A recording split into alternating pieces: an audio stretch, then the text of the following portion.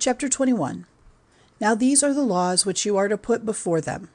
If you get a Hebrew servant for money, he is to be your servant for 6 years, and in the 7th year you are to let him go free without payment.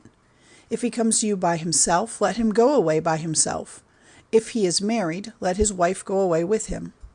If his master gives him a wife, and he gets sons or daughters by her, the wife and her children will be the property of the master, and the servant is to go away by himself. But if the servant says clearly, "My master, and my wife and my children are dear to me, I have no desire to be free," then his master is to take him to the gods of the house, and at the door, or at its framework, he is to make a hole in his ear with a sharp-pointed instrument, and he will be his servant forever. And if a man gives his daughter for a price to be a servant, she is not to go away free as the men servants do. If she is not pleasing to her master who has taken her for himself, let a payment be made for her so that she may go free. Her master has no power to get a price for her and send her to a strange land, because he has been false to her. And if he gives her to his son, he is to do everything for her as if she was his daughter. And if he takes another woman, her food and clothing and her married rights are not to be less. And if he does not do these 3 things for her, she has the right to go free without payment. He who gives a man a death blow is himself to be put to death. But if he had no evil purpose against him, and God gave him into his hand, I will give you a place to which he may go in flight. But if a man makes an attack on his neighbor on purpose, to put him to death by deceit, you are to take him from my altar and put him to death. Any man who gives a blow to his father or his mother is certainly to be put to death. Any man who gets another into his power in order to get a price for him is to be put to death if you take him in the act. Any man cursing his father or his mother is to be put to death. If in a fight one man gives another a blow with a stone, or with the shut hand, not causing his death, but making him keep in bed, if he is able to get up again and go about with a stick, the other will be let off. Only he will have to give him payment for the loss of his time, and see that he is cared for till he is well. If a man gives his manservant or his womanservant blows with a rod, causing death, he is certainly to undergo punishment. But at the same time, if the servant goes on living for a day or 2, the master is not to get punishment, for the servant is his property.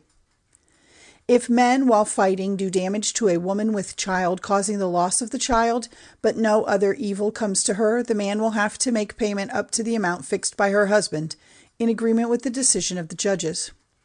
But if damage comes to her, let life be given in payment for life, eye for eye, tooth for tooth, hand for hand, foot for foot, burning for burning, wound for wound, blow for blow.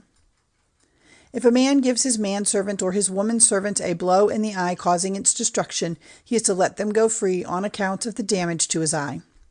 Or if the loss of a tooth is caused by his blow, he will let him go free on account of his tooth.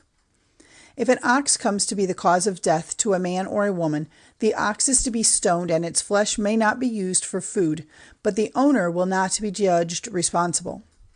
But if the ox has frequently done such damage in the past, and the owner has had word of it and has not kept it under control, so that it has been the cause of the death of a man or woman, not only is the ox to be stoned, but its owner is to be put to death.